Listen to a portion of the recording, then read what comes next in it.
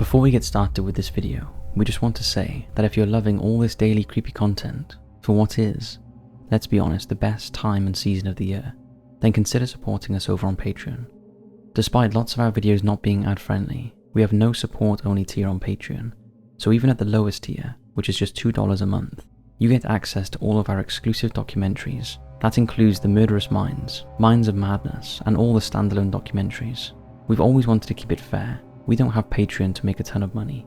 Pretty much everything goes back into the production. To give you a taste of what's on there, recently we uploaded a documentary on Wuhan Lab, a documentary on Chris Benoit, and for the Creepy Marathon month, we'll be uploading a Murderous Minds documentary on body snatchers Burke and Hare. We currently have 20 documentaries over there for you to enjoy, and work hard to bring new content as often as we can. And remember that we understand times are tough, and not everyone can afford it, so if you genuinely cannot, just drop us an email to patreon@top5s.co.uk and we give you access to all of our exclusive Patreon content for free. Thanks everyone. We hope you're enjoying the Creepy Marathon month. Please consider supporting. And now, let's begin. Welcome to another viewer submissions episode, where we look into some of the creepy and often terrifying real experiences our viewers have sent in. All these stories are true and not altered in any way. We like to share these encounters to see if any of you have any explanations for what has happened, or if you have experienced anything similar. Thank you to all the amazing subscribers who send in these stories. And now it's time to hit those lights, sit back, and enjoy.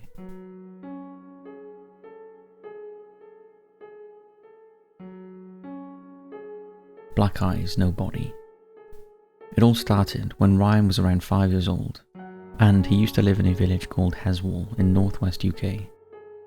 He was staying at his nan's house, which was only up the road from his home, but was particularly creepy, especially at night, as she lived on a dark lane with woods opposite. The house was quite old, and when his nan brought it back in the late 1950s, it still had a massive crack where a hole was patched up after damage from a bomb during World War II.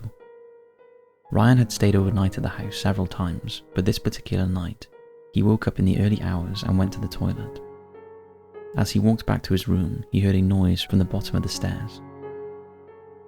He curiously turned around and looked down the stairs. At first he saw something white, but then whatever it was came into full view, and it had a bright white face, a mouth, and the blackest eyes he'd ever seen, but strangely it had no body.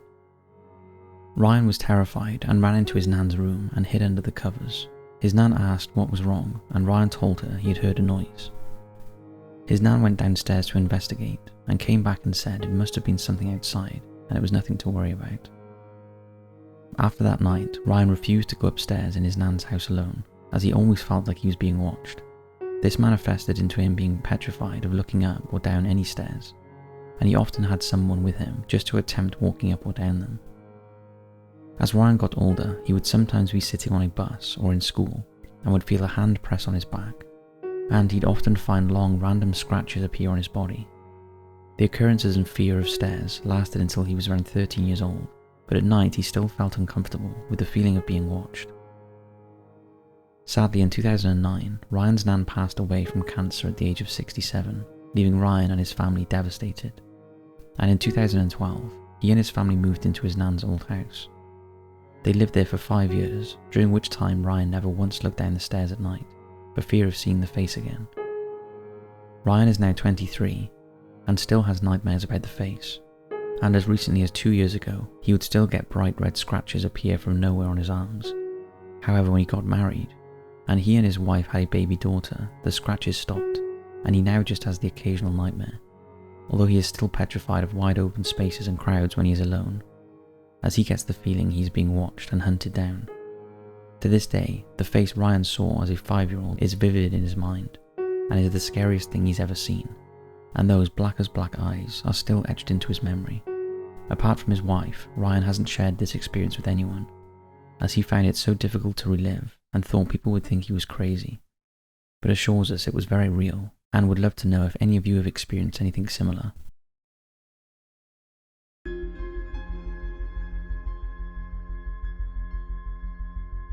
Strange anomaly on Ring camera.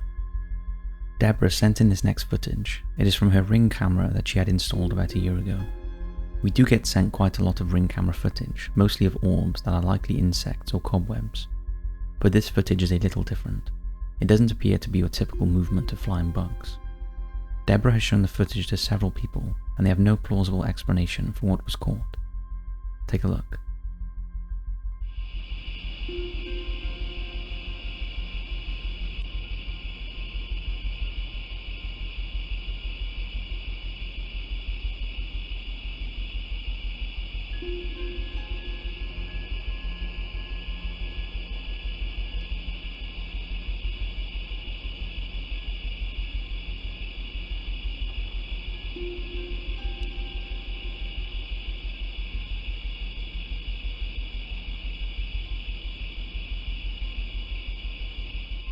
Pretty strange. Deborah is not aware that anyone died in the house before she moved in, or whether they experienced any strange anomalies, as she's never experienced anything inside the house. Deborah is a skeptic when it comes to anything paranormal, but is a little creeped out by what the camera has caught outside of her home. You will notice in the video a shooting star and a bat, but what the other floating mist is, we aren't sure. If any of you have any suggestions, let us know in the comments, as I'm sure Deborah will sleep easier if she has some answers.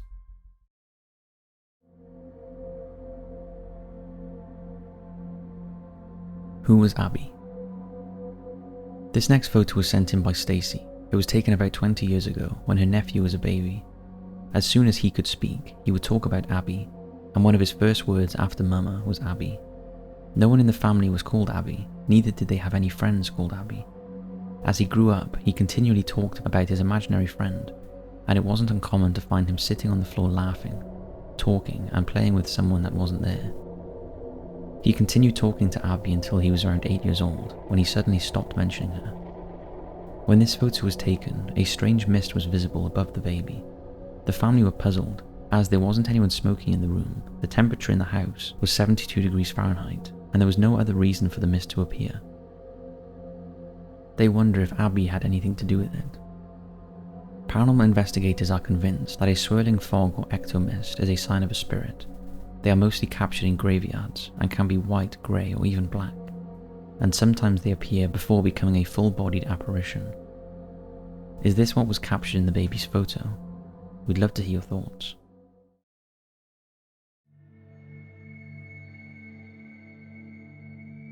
Unexplained Events. Stacy has 2 stories she wants to share. The first was in the house she grew up, that she believes is haunted. The house is the oldest standing brick house in a very small town and dates back to the 1840s, and the interior walls of the original structure are at least a foot thick. It wasn't only Stacy who experienced paranormal activity in her house, her brothers and cousins also did. They are all middle-aged adults now and rarely talk about the strange things that happened in the house, for fear that whatever was there will find them again. In fact, there were so many strange things that happened to Stacy and her family that she might eventually write a book about them.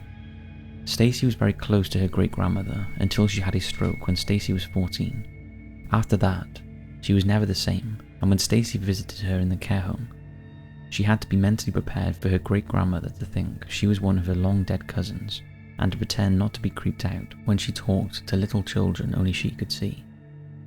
One night, Stacy awoke to see her great-grandma standing in the doorway of her bedroom. She was very shocked and remembered saying, "Grandma, when did you get here?"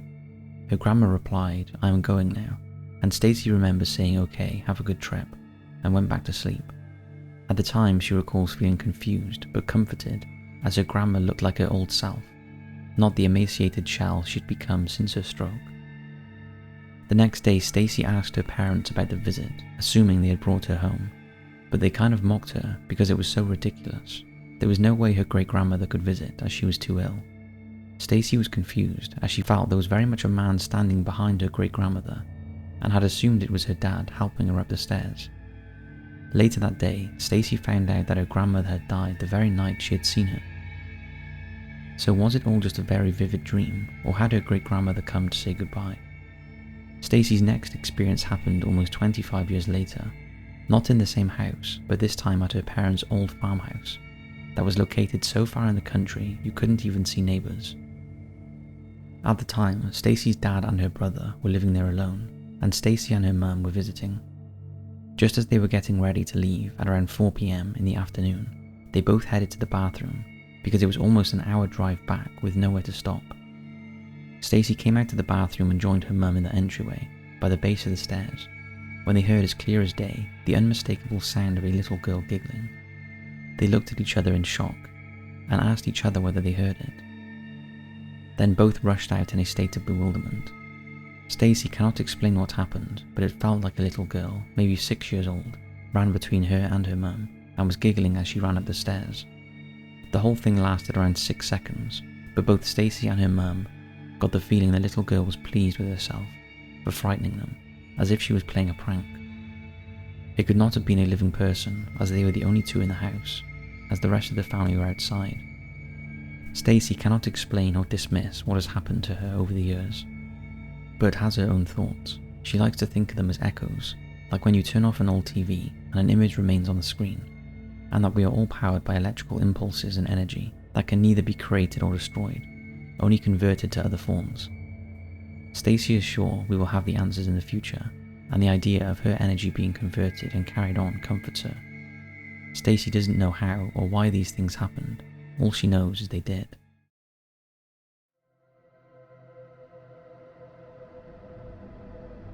Haunted London Bridge in Arizona. Back in 2007, Darren moved to Lake Havasu City, Arizona, and was surprised to find that one of its main attractions was the London Bridge. The bridge was originally built in 1830 and spanned the River Thames in London, England. However, by the 1960s, London was outgrowing the bridge, and it was decided a new London Bridge was needed. So in 1968, they sold the old one to Robert P. McCulloch, the founder of Lake Havasu City in Arizona. Robert dismantled the bridge and transported the exterior granite blocks to the United States for use in the construction of a new bridge. In Lake Havasu City, it took a few years to complete, but the bridge was rebuilt exactly as it was in London, and almost everything on the bridge is original, including the bricks, streetlights, railings, and name. However, along with the bricks and mortar, many believe the bridge brought with it the centuries of violence and death attracted to the streets of London, and it's thought to be haunted by several ghosts from London's gruesome past. The paranormal activity first started during its grand opening in 1971, when some onlookers witnessed a group of 4 women in Victorian dress walking along the bridge. Most thought it was a publicity stunt done by the city until the women mysteriously vanished into thin air. Another common occurrence on the bridge is apparitions wearing period clothing who disappear when you get too close. The most common sighting is the ghost of a woman in a black dress. She is usually seen walking quickly across the bridge, clutching her purse, and some have seen her jumping into the water at night, but disappear right before impact. Many have also felt a force of dark energy following them while crossing the bridge, or have heard unknown voices in their ear. It has such a reputation that numerous creepy films and TV shows have been filmed there, including the psychological thriller Olivia, the supernatural crime drama Bridge Across Time, about the murderous spirit of Jack the Ripper, and Ghost Adventures have done an episode there. With all that in mind, Darren, his ex-girlfriend, and another friend, who were really into ghost hunting at the time, decided to go to the bridge one night and take photos and voice recordings. When they listened back to one of the recordings, they were shocked to hear a whispering voice they didn't recognize. In the clip, you can hear Darren's girlfriend telling her friend where to take pictures and things to look for, while Darren was holding the voice recorder. You can also hear cars driving by, but listen carefully, there is another voice that didn't belong to any of them.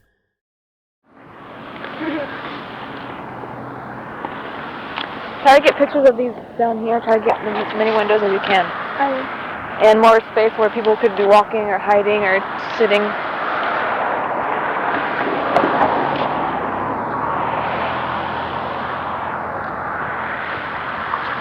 You can also take pictures of your fellow ghost hunters at work to show that we are actually trying, you know? Anyway,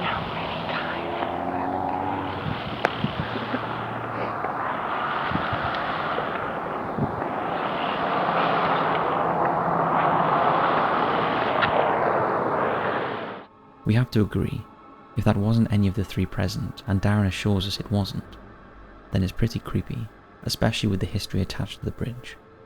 Darren thinks he can hear, how many times do I have to tell you? What can you hear? So that's 5 creepy viewer submissions sent in by our awesome subscribers. We hope you're enjoying the Creepy Marathon month, and we'll see you right back here tomorrow for another scary video.